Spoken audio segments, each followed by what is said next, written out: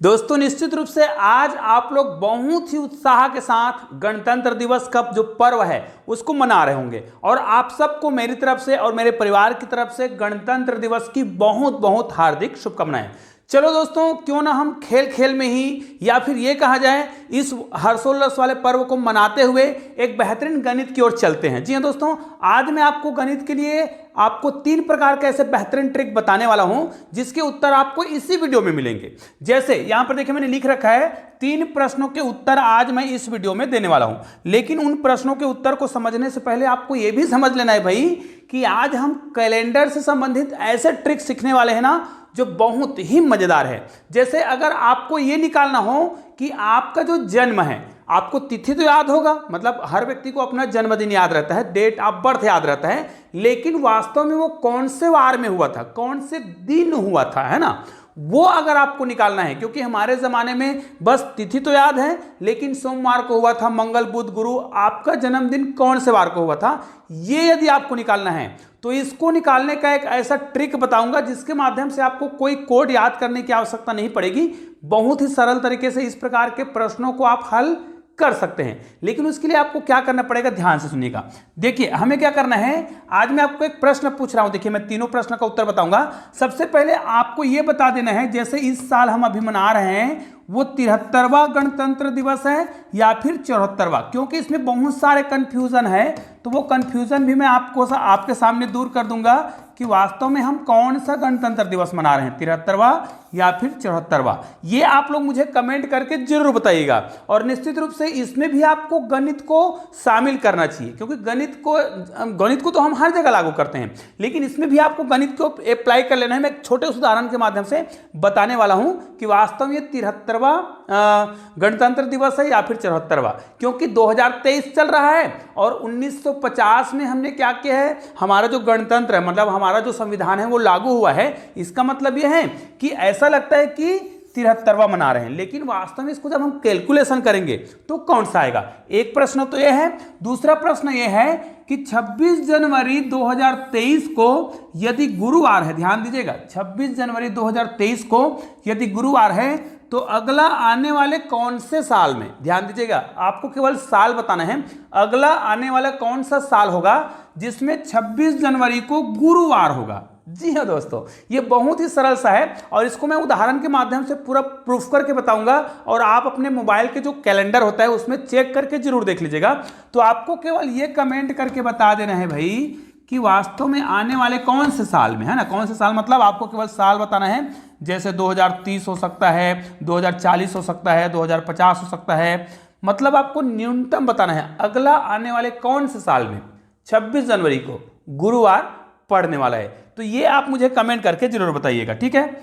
और उसी प्रकार आप कोई भी तिथि को निकाल सकते हैं। तो 3 प्रश्न हमारे पास हैं। एक प्रश्न ये है कि आप अपने जन्म दिवस को निकाल सकते हैं, कौन सा वार को पड़ा था। दूसरा, इस साल हम 73वां क्या मना रहे हैं, गणतंत्र दिवस मना रहे हैं या फिर 74वां। तो चलो इसको हम कैलकुलेशन करते हैं। सिंपल सी बात है, अगर हम कोई पर्व को, मैं सिंपल सी बात कर रहा हूं, अगर मैं कोई पर्व को 2010 से मनाना प्रारंभ करते हैं, ठीक है, 2010 से हम मनाना प्रारंभ करते हैं और अभी चल रहा है 2023, तो इसका मतलब यह है अगर हम 2010 से मनाना प्रारंभ करें हैं और 2023 हैं, तो अगर आप इसको ऐसा देखेंगे तो ऐसा लगता है कि इसमें कितना हो रहा है, केवल 13 साल हो रहा है। ध्यान दीजिएगा, यहां पर 13 साल हो रहा है। इसी में लोग कंफ्यूज हो रहे हैं, है ना। जैसे अगर हम कोई पर्व को 2010 से मनाना प्रारंभ करते हैं और 2023 में वो कौन सा पर्व मनाएंगे, तो निश्चित रूप से यहां पर 13वां नहीं होगा। यहां पर भी क्या करेंगे, हमको इनको एक एक चीज को गिनना होगा। जैसे अगर हम 2010 से मनाना प्रारंभ करते हैं तो 10 के बाद 11 होगा, फिर 12 होगा, फिर 13 होगा, फिर 14 होगा, फिर 15 होगा, फिर 16 होगा, फिर 17 होगा, फिर 18 होगा, फिर 19 होगा, फिर 20 होगा, फिर 21 होगा, फिर 22 होगा और ये 23 होगा। इसको मैं छोटा उदाहरण लेके इसलिए बना रहा हूं क्योंकि जब हम गणना प्रारंभ करते हैं तो हम क्या करते हैं, 1 2 3 4 5 6 7 8 9 10 11 12 और 13 तो ये खुद हो रहा है, और जिस साल से हमने शुरुआत किया है उसको भी हमें गिनना पड़ेगा। तो यहां पर इसको और गिनेंगे तो देखिए कितना हो रहा है, 14 हो रहा है। ठीक उसी प्रकार जब हमने गणतंत्र दिवस मनाया तो सबसे पहले हमने 1950 में मना लिया। 1950 में पहला गणतंत्र दिवस का जो उत्साह है ना, वो मना लिया। उसके बाद 1951, उसके बाद 52। तो यहाँ से जब हम यहाँ से गिनना प्रारंभ करते हैं और 2023 तक गिनते हैं, ठीक है, 2023 तक गिनते हैं यहाँ पर, तो ये 51 से गिनना प्रारंभ करेंगे और 2023 तक गिनेंगे तो 73 साल तो ये खुद हो जाता है। और 1950 में हमने खुद मनाया है, अर्थात एक साल और जोड़ेंगे, अर्थात इस साल हम लोग क्या कर रहे हैं, 74वां गणतंत्र दिवस मना रहे हैं। जी दोस्तों, गणित का बहुत ही सिंपल सा लॉजिक है। जब आप गिनना प्रारंभ करते हैं ना तो उसको छोड़ना नहीं है, क्योंकि इसी साल से हमने गणतंत्र दिवस मनाना प्रारंभ कर दिया है। तो अब आपको कंफ्यूजन नहीं होगा कि इस साल हम 74वां गणतंत्र दिवस मना रहे हैं 2023 में। ठीक है, ये भी समझ आ गया। अब हम चलते हैं अपने उस प्रश्न की ओर, जब हमें पता करना हो कि 26 जनवरी 2023 को यदि गुरुवार है तो अगला आने वाले कौन से साल में 26 जनवरी को ही गुरुवार होगा। और इसको आप कैलकुलेटर में जांच करके देख लीजिएगा। मैं आपको एक ट्रिक बताने वाला हूं, बहुत ही सिंपल सा ट्रिक, और प्रूफ भी करने वाला हूं। और ये वीडियो बहुत ही शानदार होने वाला है कैलेंडर ट्रिक के लिए। याद रखिए, अगर आप कोई कंपटीशन एग्जाम की तैयारी करते हैं तब भी ये बहुत ही मजेदार है, और आपको गणित को सीखना है मजेदार तरीके से तब भी ये वीडियो बहुत ही उपयोगी है। क्योंकि कई लोग क्या होते हैं, अपना जन्मदिन मतलब तिथि तो जानते हैं, डेट ऑफ बर्थ तो जानते हैं, लेकिन वास्तव में वो दिन विशेष को नहीं जानते हैं कि मेरा जन्म सोमवार को हुआ था, मंगलवार को हुआ था या फिर बुधवार को हुआ था। तो ये आप निकाल सकते हैं बिना कैलेंडर के, बस आपके पास कॉपी पेन होना चाहिए। जैसे अभी मैं ये निकाल सकता हूं कि 26 जनवरी 1950 को, ध्यान दीजिएगा, 26 जनवरी 1950 को कौन सा दिन था, ये भी आप निकालना चाहें तो निकाल सकते हैं। या फिर 15 अगस्त 1947 को कौन सा दिन था, ध्यान दीजिएगा, दिन की बात कर रहे हैं, कौन सा दिन था वो भी निकाल सकते हैं। ये सारे ट्रिक मैं अभी आपको बताने वाला हूं।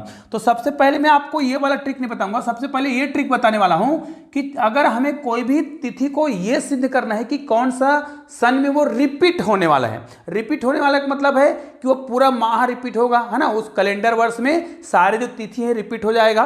तो 26 जनवरी 2023 को जब गुरुवार है तो अगला आने वाला साल को कौन होगा, मतलब तो हमें पता करना है कि वो कौन सा साल होगा जिसमें गुरुवार ही होगा 26 जनवरी को। तो इसके लिए आपको क्या करना है, ध्यान दीजिएगा, जिस सन की बात हो रही है, जैसे जिस सन की बात हो रही है 2023, तो यहां पर मैं लिख लेता हूं 2023। ध्यान दीजिएगा, आपको केवल ये सन से मतलब होगा 2023 से, चाहे तो आप पूरे को भाग दीजिए या फिर हम जानते हैं कि 4 से भाग देने का नियम, कोई भी संख्या के जो लास्ट के 2 अंक है, ध्यान दीजिएगा, लास्ट के 2 अंक, ये संख्या कितना बड़ा भी क्यों ना हो, अगर लास्ट के 2 अंक 4 से भाग जा रहा होता है तो वो पूरा अंक जो है 4 से भाग जाता है। ये आपको नियम याद रख लेना है। 4 से भाग देने का नियम होता है कि अगर लास्ट के 2 अंक 4 से भाग गए तो वो जो पूरा संख्या कितनी भी बड़ी संख्या क्यों ना हो, वो 4 से भाग चला जाता है।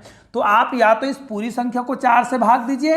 अब नियम अगर आप सीख गए हैं तो आपको पूरे संख्या को भाग देने की आवश्यकता नहीं है, लास्ट के 2 डिजिट को भी आप क्या कर सकते हैं, 4 से भाग दे सकते हैं। तो यहां पर हम पूरे संख्या को नहीं देंगे, हम केवल लास्ट के डिजिट को भाग देंगे, किससे, 4 से। ठीक है, अब 4 से भाग देना है और आपको क्या करना है, जैसे ही आप इसको 4 से भाग देंगे, देखिए मैं इसको 4 से भाग दे रहा हूं, तो यहां पर जो भी संख्या होगा ना, मतलब लास्ट का, उसको आपको सिंपल से क्या करना है, 4 से भाग देना है।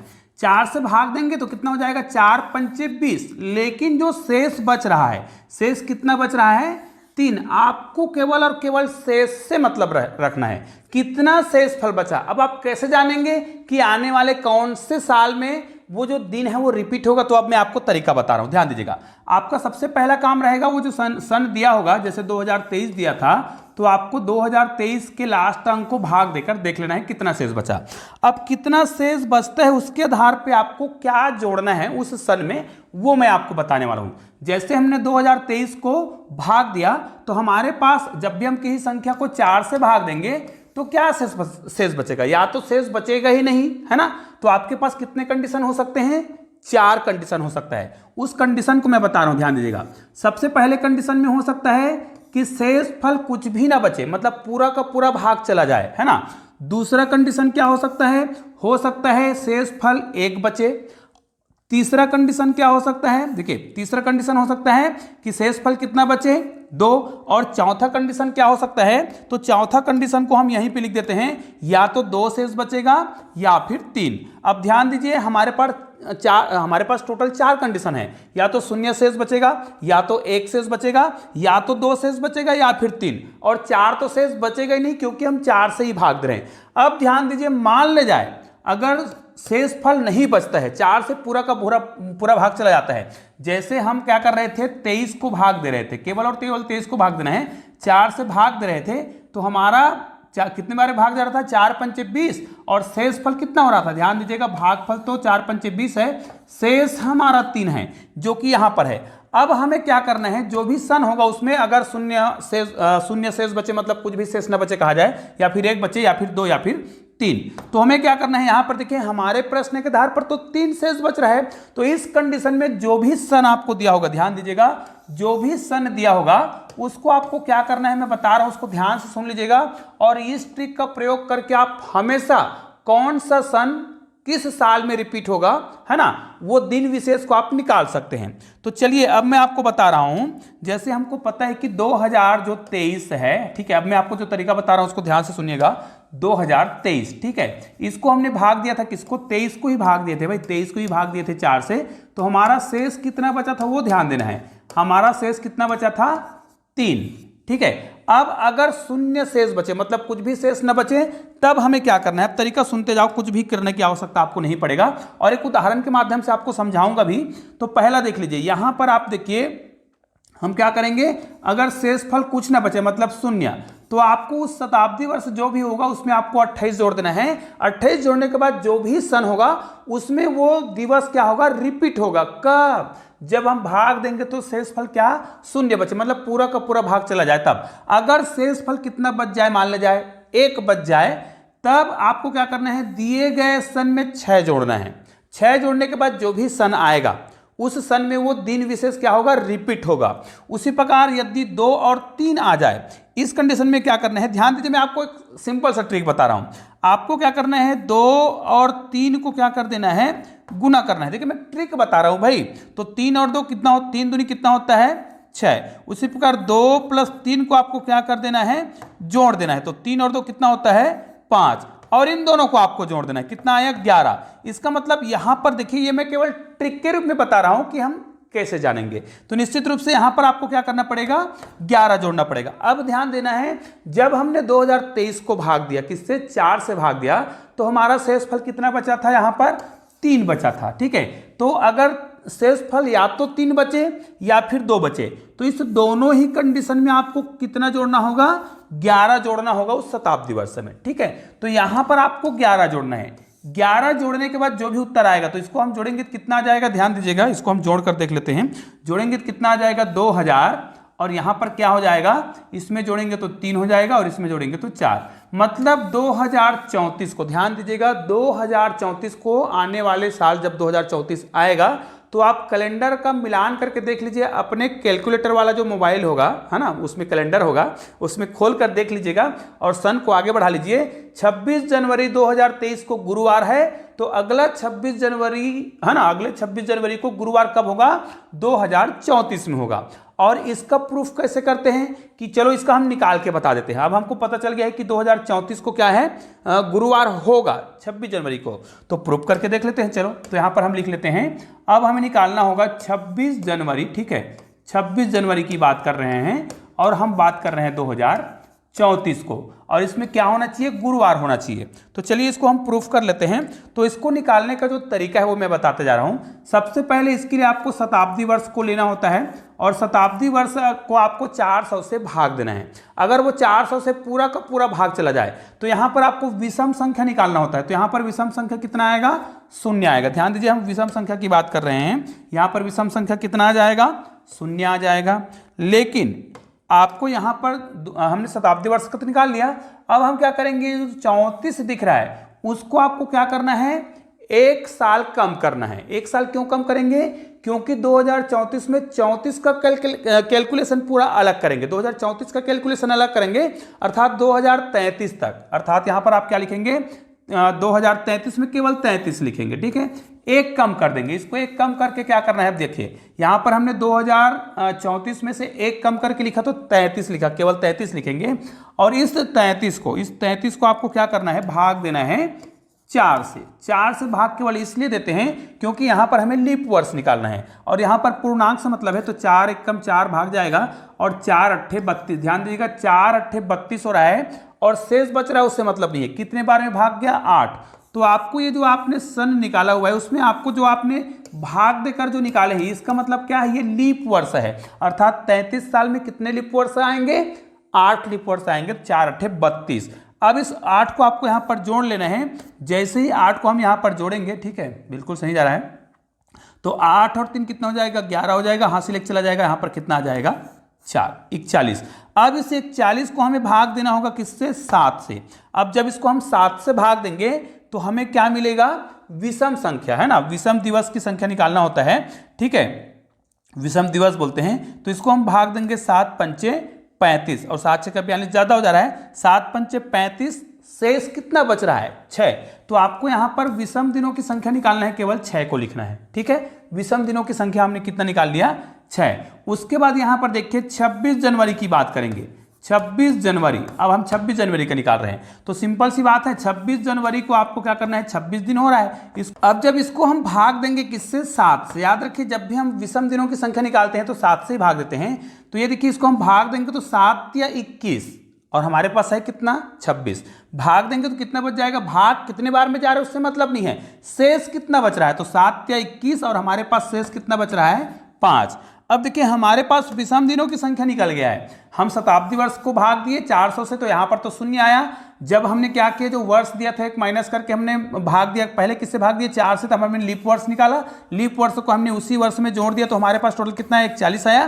फिर 41 को हमने भाग दिया 7 से, है ना। तो भाग कितने बार जाए उससे मतलब नहीं, हमारे पास शेष कितना बचा, 6। अब हमारे पास यहाँ पर ये जो संख्या दिख रहा है ना, वो क्या है, ये विषम दिनों की संख्या है। तो कितना हो गया, 6 + 5। अब 6 + 5 कितना होता है, 11। यहाँ से हम फिर क्या करेंगे, विषम दिनों की संख्या निकालेंगे। जब 11 को भाग देंगे 7 से, तो 7 एकम 7 और हमारे पास कितना बच रहा है, यहाँ पर 4 बच रहा है। अब हमें समझ आ गया कि यहाँ पर 26 जनवरी 2034 को कौन सा दिन पड़ेगा, ये निकाल रहे थे। तो हमने क्या निकाल दिया है, यहाँ पर हमने विषम दिनों की संख्या निकाला है 4। अब इसको मैं पूरा डिलीट कर देता हूँ, ठीक है। अब हमें समझ तो आ गया है कि 26 जनवरी, ध्यान दीजिएगा, अगर 2034 की बात कर रहे हैं और इसमें हमने विषम दिनों की संख्या कितना निकाला है, 4 निकाला है, तो गुरुवार पड़ेगा कि नहीं पड़ेगा। तो इसके लिए आप कोड जानते हैं, 0 से स्टार्ट करते हैं, 1 2 3 4 5 6, इस प्रकार हम कोड बनाते हैं। तो ये रविवार को इंगित करता है, ये सोमवार को इंगित करता है, ये मंगलवार को, ये बुधवार को और ये गुरुवार को। हमारा कोड कितना आया था, 4। और वास्तव में 2034 को कौन सा दिन पड़ रहा है, गुरुवार। देख लीजिएगा, ये रविवार है, सोम मंगल बुध, और 4 तारीख को क्या पड़ रहा है, मतलब 4 नंबर का कोड किसका होता है, गुरुवार का। तो आपको समझ आ गया कि 26 जनवरी 2034 को, है ना, क्या पड़ने वाला है, गुरुवार होने वाला है। तो इस ट्रिक का प्रयोग करके आप बहुत ही आसानी से वार को निकाल सकते हैं। एक उदाहरण के माध्यम से मैं आपको और समझा देता हूं। जैसे हमारे जो राघव है ना, उसका जन्म है 6 मार्च, ध्यान दीजिएगा, मैं आपको प्रूफ करके बता रहा हूं, 6 मार्च 2014। अब देखिए 6 मार्च 2014 को भी क्या था, संयोगवश गुरुवार ही था। अब हमें पता करना है कि वास्तव में 6 मार्च को आने वाले कौन से साल में गुरुवार पड़ेगा। देखिए 6 मार्च को गुरुवार अब आने वाले साल में कब पड़ेगा, मतलब उसका जन्मदिन जब मैं बनाऊं, जैसे गुरुवार को जन्म हुआ था, तो ये संयोग और कब होने वाला है, कहने का मतलब। तो इसको अगर मुझे निकालना है कि 6 मार्च को आने वाले कौन से साल में गुरुवार होने वाला है, तो इसको निकालने के लिए मुझे क्या करना पड़ेगा, ये जो सन आपको दिखाई दे रहा है ना, ये जो सन दिखाई दे रहा है, इसको आपको कुछ नहीं करना है, यहां पर आपको माइनस नहीं करना है, जो सन है उसे ही भाग देना है। किससे, आपको भाग देना है 4 से। अब 4 से भाग देने के बाद आपके पास 3 कंडीशन आता है। ये 3 कंडीशन मैंने आपको बता दिया था, या तो 0 शेष बचेगा, या फिर 1 बचेगा, या फिर 2, या फिर 3, ये दोनों शेष बच सकता है। तो 4 से भाग देंगे तो देखिए 4 1 4 4 8 4 3 12, शेष कितना बच रहा है, 2 बच रहा है, मतलब ये वाला कंडीशन। और हमको पता है अगर ये वाला कंडीशन हो तो हम यहाँ पर कितना जोड़ते हैं, 11 जोड़ते हैं। अब 2014 में भाई हमको क्या करना है, ये जो 2014 जो दिख रहा है जब उसका जन्मदिन हुआ था, तो इसमें हमें 11 जोड़ना पड़ेगा। 11 क्यों जोड़ते हैं, अगर शेषफल 2 बच जाए या फिर 3 बच जाए तो दोनों ही कंडीशन में हम 11 जोड़ते हैं। 11 जोड़ने के बाद जो भी सन आएगा 2025, तो ये 2025 में निश्चित रूप से इसको कैलकुलेशन करके ही बताऊंगा। 2025 में निश्चित रूप से क्या होने वाला है, 6 मार्च 2025 को गुरुवार होने वाला है 100%। ठीक है, अब इसको मैं प्रूफ भी कर देता हूं। तो चलिए प्रूफ करने के लिए मुझे क्या करना पड़ेगा, 6 मार्च लिखना है, 6 मार्च और 2025। अब इसका जब हम कैलकुलेशन करते हैं, ध्यान दीजिएगा, इसका कैलकुलेशन करते हैं ना, तब इसको हम एक माइनस करते हैं कि कौन सा दिन पड़ने वाला है। जब हम वो साल निकालते हैं कि कौन से साल में वो दिन रिपीट होगा, तब हम क्या करते हैं, जो सन दिया होता है उसको 4 से भाग देते हैं। फिर 3 प्रकार के शेष बच सकता है, या तो 0 या फिर 1 या फिर 2 या 3 का एक ही कंडीशन है। अब हम क्या करेंगे, इसमें क्या करते हैं, सबसे पहले शताब्दी वर्ष को लिख लेते हैं। शताब्दी वर्ष में आपको क्या करना है, 400 से भाग देंगे, पूरा का पूरा भाग चला जाएगा, विषम दिनों की संख्या को 0 लिखेंगे। दूसरा आते हैं जो 25 है उसको हम करेंगे 24। अब 24 को आपको भाग देना है किससे, 4 से, और लीप वर्ष निकालेंगे तो 4, देखिए 4 पंचे 20, 4 6 का 24, 6 लीप वर्ष आया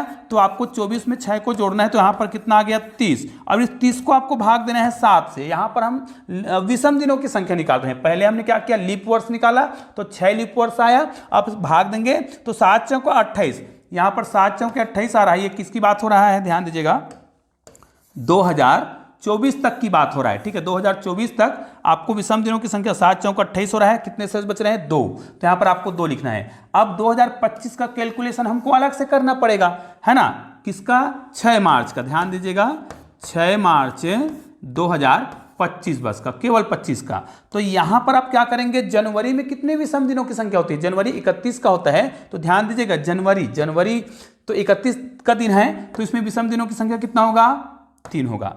अब 25 की बात कर रहे हैं तो ये लीप वर्ष है कि साधारण वर्ष है, ये जो है ध्यान दीजिएगा, आपको एक चीज हमेशा याद रखना है कि जो संख्या, जो सन जो है 4 से भाग चला जाता है वो लीप वर्ष होता है, और अगर भाग नहीं जाता है तो वो क्या होता है, साधारण वर्ष। और साधारण वर्ष में कितने दिन होते हैं, 28 दिन। ठीक है, तो यहां पर हम क्या करेंगे, 2025 की बात कर रहे हैं तो जनवरी में 31 दिन होता है, उसको हमने 7 से भाग दिया, 7 चौक 28, 31 दिन का होता है, इसलिए 3 हमने क्या निकाल लिया, विषम दिन। उसके बाद फरवरी 28 दिन का होता है, 7 चौक 28, तो यहाँ पर विषम दिनों की संख्या 0 होगा। उसके बाद मार्च की बात करते हैं। अब मार्च को पूरा नहीं ले जाना है आपको, तो मार्च 6 मार्च तक की बात करना है, तो 6 मार्च मतलब 6 को जोड़ देंगे। अब 6 और 3 कितना हो गया, टोटल 9। अब हमारे कुल विषम दिनों की संख्या आपको दिख रहा होगा, यहां से हमें सबको क्या कर देंगे, इतने को जोड़ेंगे, क्योंकि हमने 3 और 6 को पहले से जोड़ दिया है। तो 9 और 2 कितना हो रहा है, 11। अब 11 को हमें भाग देना है किससे, 7 से, क्योंकि हम फिर विषम दिनों की संख्या निकाल रहे हैं। चलो इसको हम फिर से भाग देंगे तो हमारा कितना आएगा, 7 एकम 7, और यहाँ पर 7 4 कितना हो रहा है, 4। अब 4 तो निकल गया है, 4 का कोड तो सिंपल सा पता है ना, सोमवार से गिनना प्रारंभ करते हैं, 1 2 3 और 4, और 4 कौन सा कोड है, गुरुवार का। तो निश्चित रूप से यहाँ पर आपको समझ आ गया होगा, मैंने 2 उदाहरण के माध्यम से भी आपको समझाया है। तो निश्चित रूप से अब आप अपने जन्मदिन का भी या किसी भी तिथि का 2 प्रकार से हल कर सकते हैं। कौन कौन से, या तो आपको क्या करना है, जन्म तिथि अगर आपको पता है और उसका दिन निकालना है तो निकाल सकते हैं, या फिर कोई भी दिन अगले आने वाले कौन से साल में रिपीट होने वाला है। तो दोस्तों निश्चित रूप से ये बहुत ही उपयोगी वीडियो है, इसलिए इस वीडियो को अधिक से अधिक शेयर भी करिएगा और अपने दोस्तों को बताइएगा भी कि इस प्रकार के ट्रिक को जरूर सीखिएगा। और हाँ, आपने अभी तक चैनल को सब्सक्राइब नहीं किया होगा ना, तो चैनल को सब्सक्राइब करके बेल आइकन को प्रेस भी कर दीजिएगा, और ऑल को टच करना मत भूलिएगा भाई, क्योंकि इसी प्रकार के बेहतरीन वीडियो इस चैनल के माध्यम से अपलोड किए जाते हैं। तो चलिए दोस्तों, मिलते हैं एक और बेहतरीन वीडियो के साथ, तब तक के लिए जय हिंद, जय भारत।